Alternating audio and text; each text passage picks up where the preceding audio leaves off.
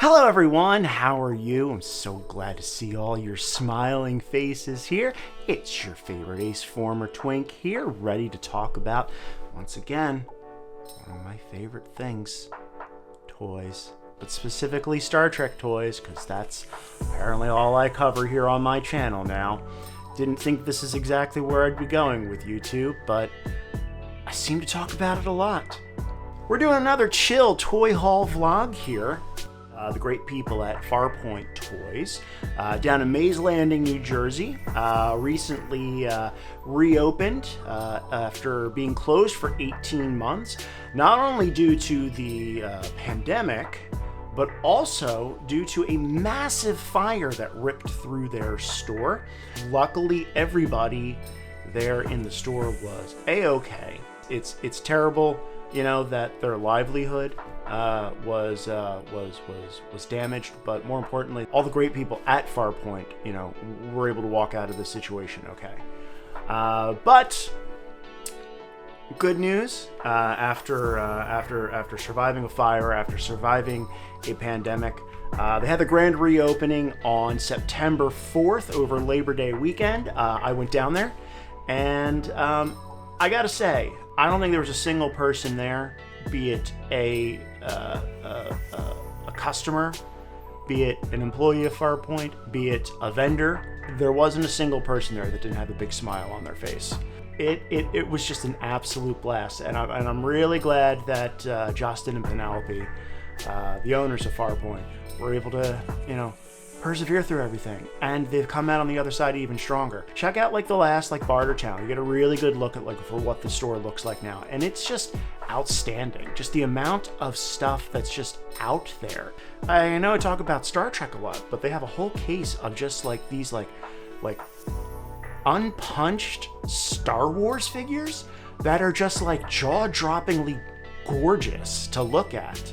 I know I'm not one to really care for keeping things in their packaging, as we'll get to later on, but just to see some of these toys in pristine condition, it's just wow, this is museum quality.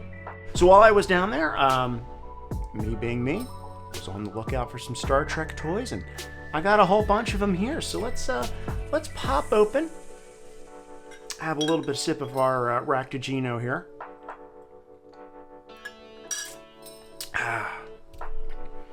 And let's open up some toys. Now, I gotta say, the last time I did one of these, I did get some negative feedback that I was opening toys a little too zealous, and I apologize for that. I understand that for some people, collecting is you collect things to kind of keep them the way they are. That's not me. I'm not a collector in the sense that I want things to be pristine and mint, but that's not me. That's not me.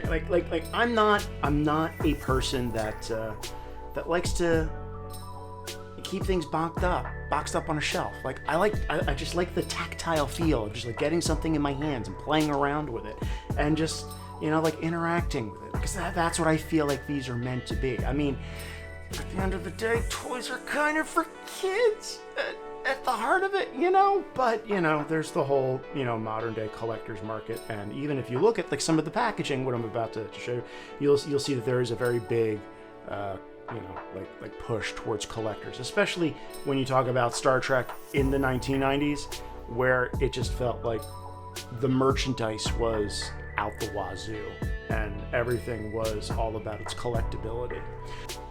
So I picked up 5 figures while I was out.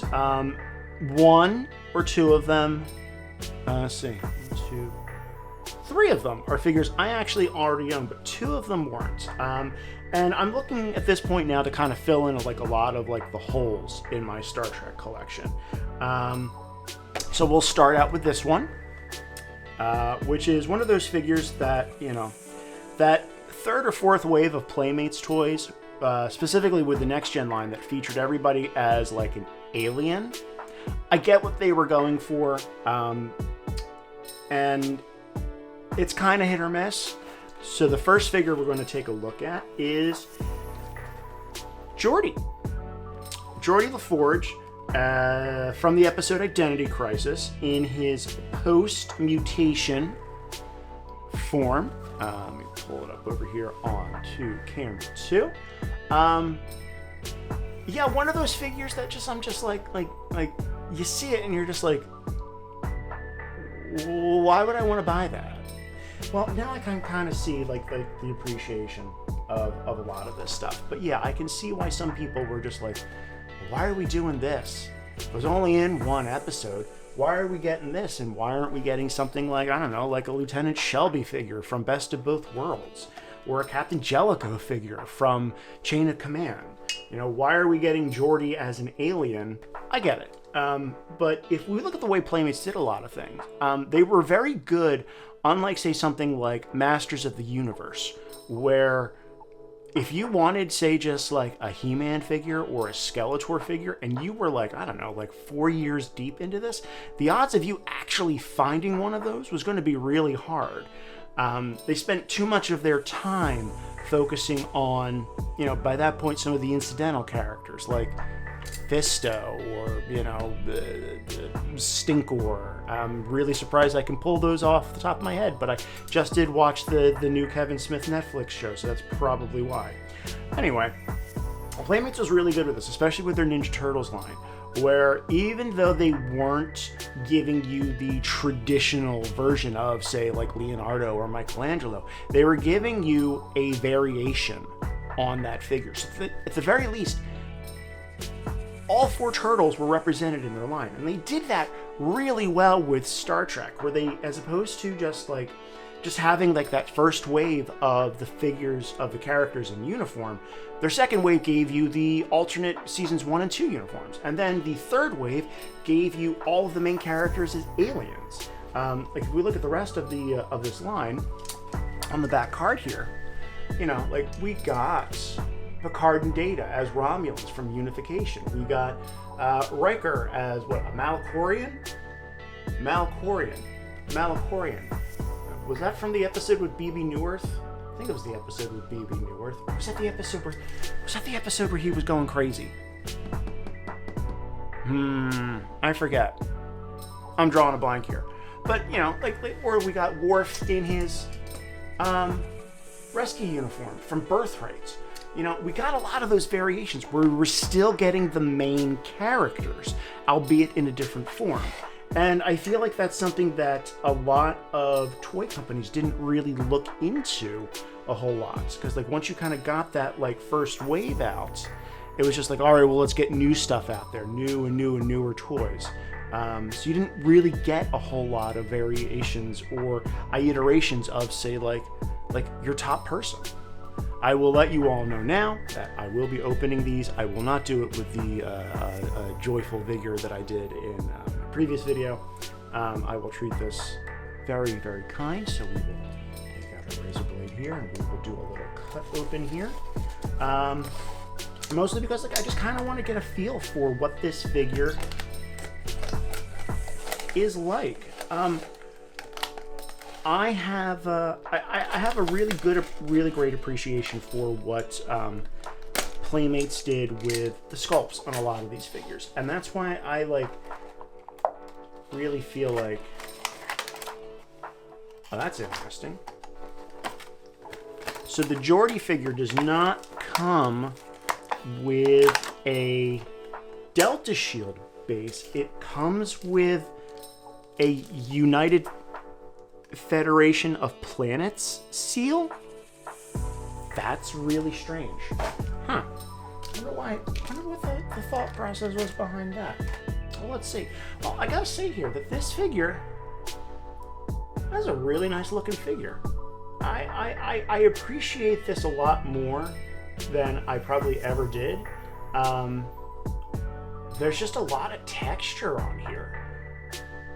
Like the veins on this figure. Let me jump over here to this one. Like the veins on here, there's a lot of really good sculpting on here, which I necessarily wouldn't expect. wow. I gotta say, like, I'm actually really impressed with this. There's a lot.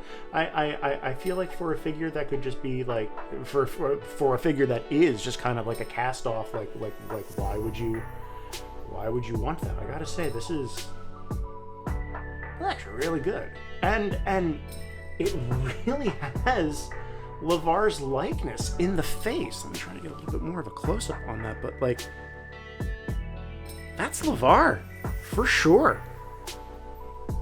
Really good job capturing all of that, and I do like the, like, if you can look on the chest, you can see like there's like a little bit of like a color gradient as you get closer to the center of the figure's chest. Really nice. That's actually a really nice work. So accessories, we've got a Pog, or a space cap as Playmates likes to call them. We've got here,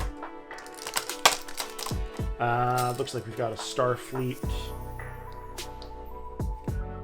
briefcase, which carries all sorts of tools, spanners and scanners and stuff like that. Let's see, we also have a... Ah, that's clever. I believe that this... Let me pull this one out. So we've got a little pad here, but I believe this is also one of the flashlights that they used. This tiny little thing right here. I believe that is like the flashlight that they used, aside from this John, which is the tachyon emitter, I think, which I believe they used to kind of like shine that UV light or whatever light it was to kind of get the aliens to like show up and glow in the dark in the episode. And that's one of the other things. This figure actually gets a variant, if you can believe that. This Geordi LaForge as a mutated alien. This figure has a variant figure from it was a mail away for Toy Fair, where you can get it in a translucent blue to kind of mimic even more that when they would shine the emitter on the aliens, or on the mutated Starfleet personnel. It's kind of strange to have Geordi carrying around these things. Yeah, the mutated personnel in the episode would, when they would shine like whatever phase varying light on that stuff, would shine like kind of like a like translucent blue, and they actually did that for the figures. So strange that this has a variant figure on it. But I gotta say, I really dig this one. It's a nice little piece. All right, moving on. I have some duplicates here of figures that I picked up. One of them being another Commander Chakotay, which I will keep off to the side for right now.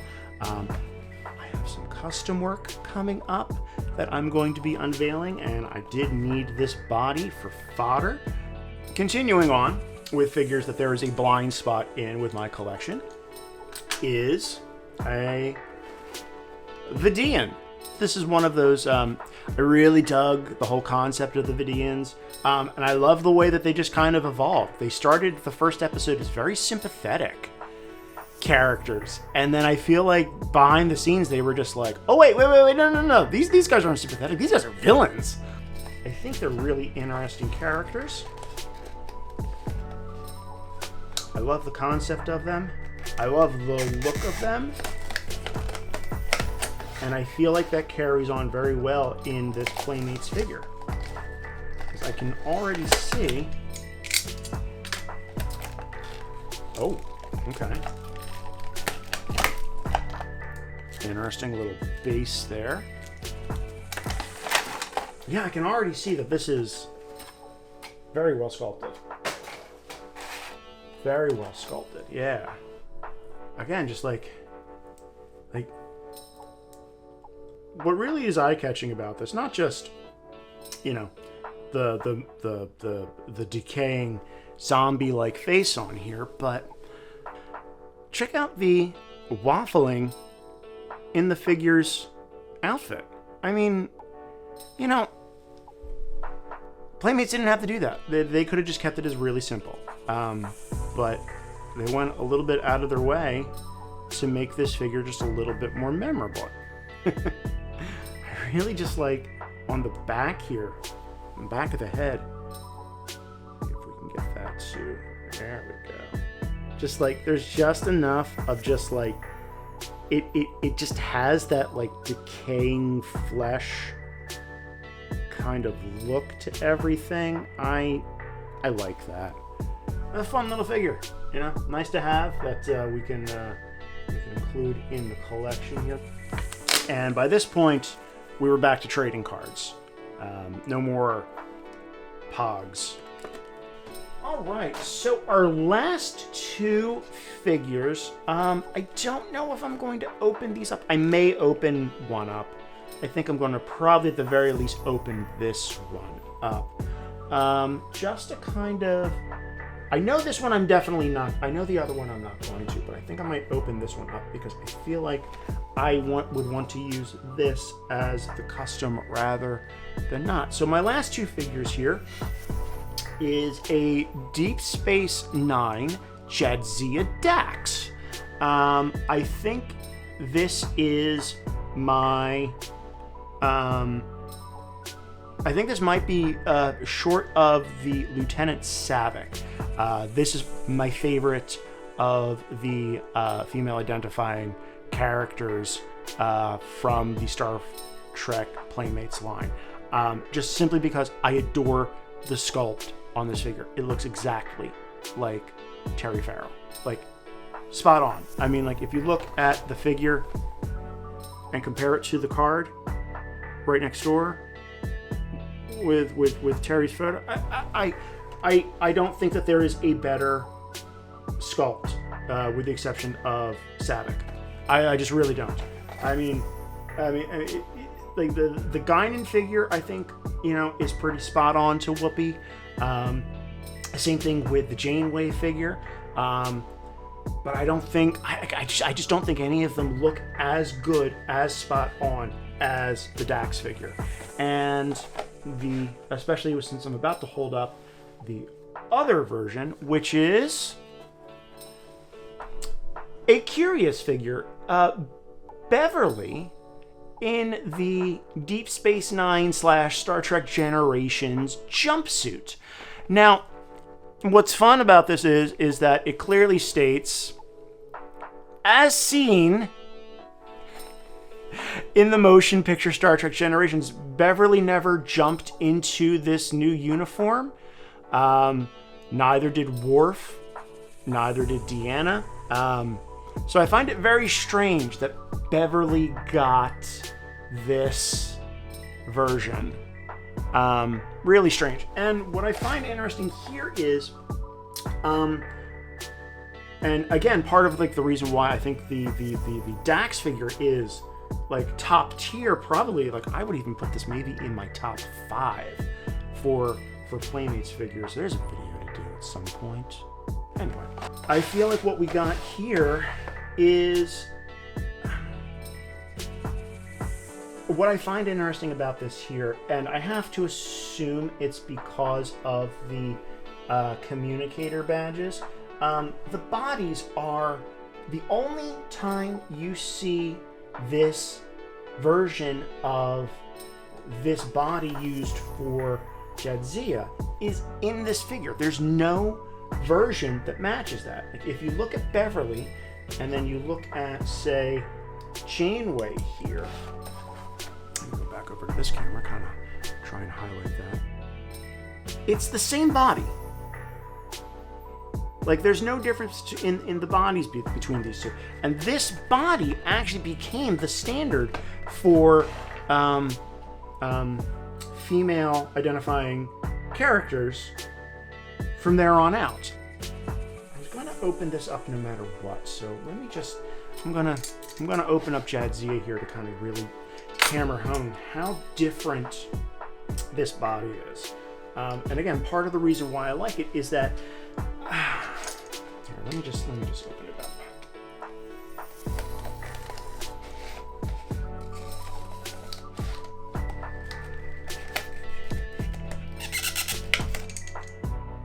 Oh, that was a terrible noise. So I just will never understand why this body wasn't utilized, or at least the torso going forward. Because my major complaint, and this will be the complaint that I have for the Deanna Troi movie uniform version, is that the Voyager, early Deep Space Nine figures, the female identifying figures are very boxy, very broad shoulders. There's not a lot of,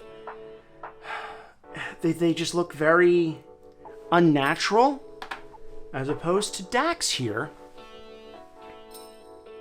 Very rounded shoulders, very much more natural looking. It actually looks more like a person.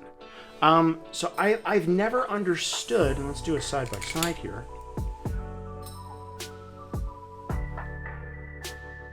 So I've never understood why this torso wasn't reused, because it just has more of a feminine shape to it, especially at the waist. It just has more of a natural curve to it than, say, like the Janeway figure here, which is very, again, it's just very, Janeway's very square, very broad shoulders, whereas the Dax is very, for lack of a better word, feminine. And I feel like that is just very strange. And I feel like the arms are less delicate too. I feel like Janeway's arms are very, I'm nervous to move these around because I feel like they can snap off at a moment's notice. Whereas Jadzia here feels very stiff. It feels more sturdy, like say like an O'Brien figure or even like the Geordi Alien figure. Like I feel like it's very. It doesn't feel like it's going to fall off, as opposed to, say, like the Janeway figure, or the B'Elanna figure is the same way.